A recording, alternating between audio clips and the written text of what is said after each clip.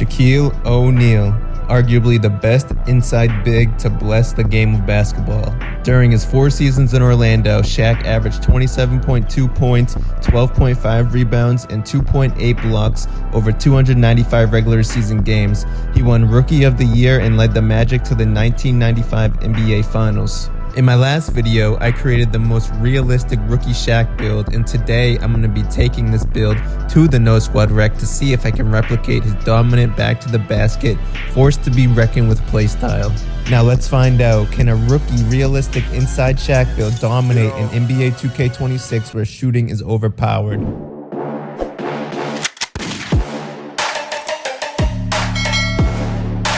Now, before we hop into the No Squad Rec with our Shaq build, I wanted to warm up in the 1v1 theater and actually learn how to play on the inside in 2K26. So here we are on defense with Shaq, and he is boxing this guy. Ends up coming up with the block. That's what Shaq does, 3 blocks a game. It's Shaq's turn now.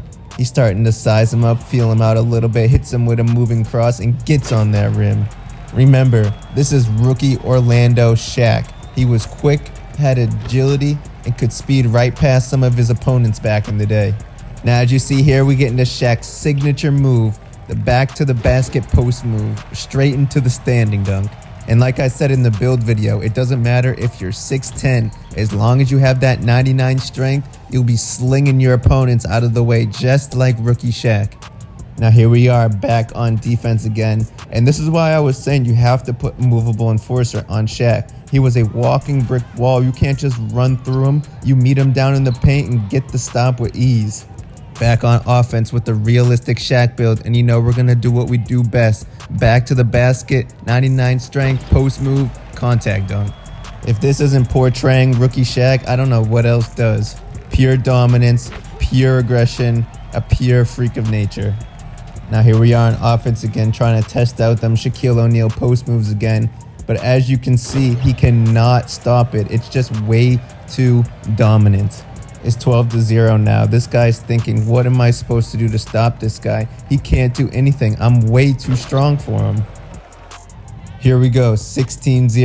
Shaq doing what he does best, showing why he was so dominant. Ends up coming up with another block. That's the second one of the game. Now, this guy kind of played good defense on this possession right here against Shaq. But you know, Shaq is just too strong. You can't hold him. Move out the way, boy. 18-4 now. And Shaq's thinking, let me really get in my bag right here. So, you know, we pull out the Shaquille O'Neal post hooks. Even though it don't look green, it's green.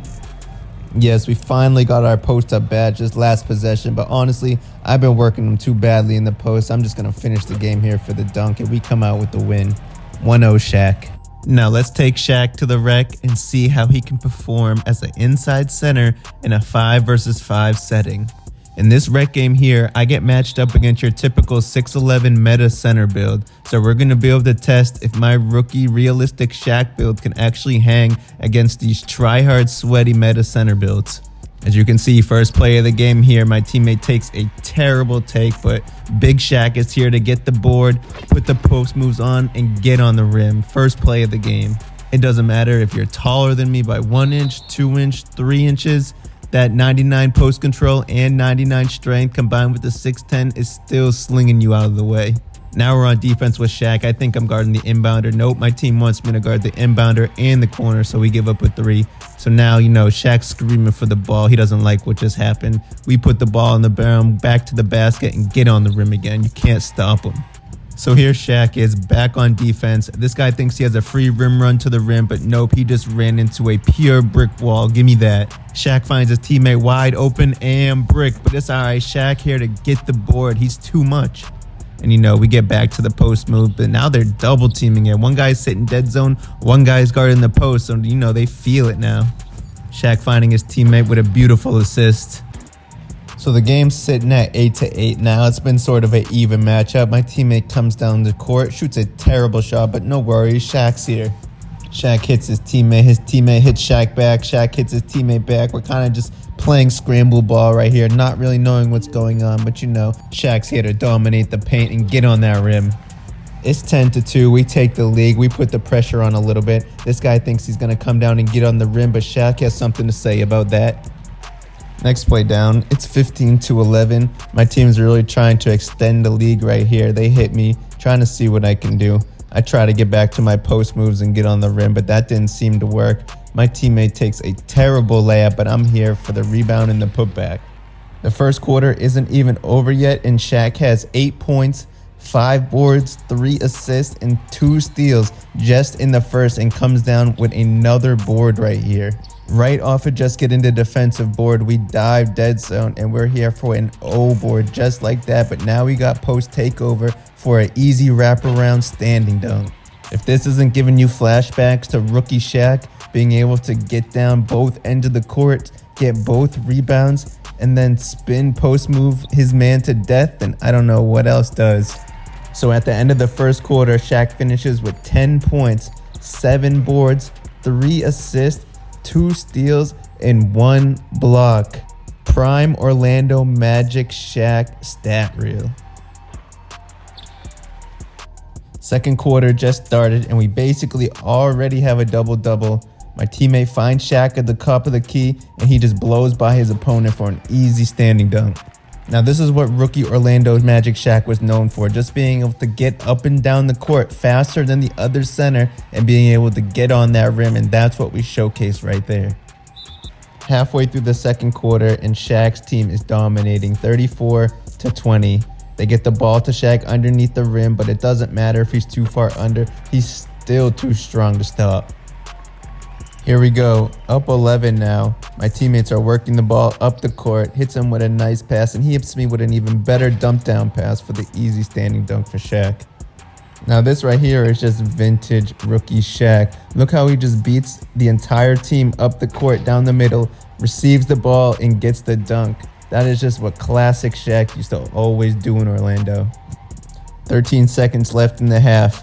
You would think the team would hand the ball off to the dominating Shaq, but no, they want to take the final shot. But don't worry, Shaq's here to get the board over 2 people and finish it off. He finishes the half with 22 points, 13 rebounds, and 3 assists alongside 2 steals and 1 block.